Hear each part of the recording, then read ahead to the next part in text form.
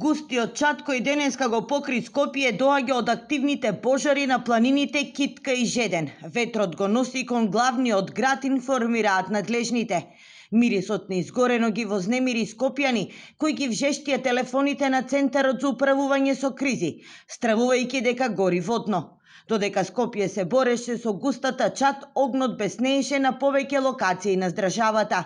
Најтешка е состојбата на Китка, каде во една од акциите пожарникарите спасиле теленце заробено од огнените јазици.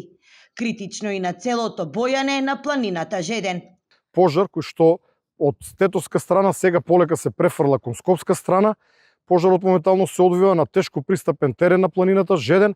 На негово гасење работат пожарникарите од Тетово како поддршка на скопските пожарникари. Во меѓувреме локализиран е пожарот во пробиштипското село Гујновци, каде изгореле неколку помошни простории. Големите шумски пожари кои вчера избувнаа во Пехчевско и Делчевско се локализирани, но се уште се под обсервација на надлежните. Се работи за површина негде незгорена борова и давова шума од 220 хектари, што е значително голема површина и е уште еден мотив да упадаме уште еден голем апел до сите жители на општина Делчево, сите жители на Македонија, дека мораме да внимаваме кога се движиме во природа и дека една мала човечка грешка може да предизвика голема материјална штета и не Боже загуба на човечки животи. Според информациите од Центарот за управување со кризи, денеска до 13 часот биле регистрирани вкупно 14 пожари на отворен простор.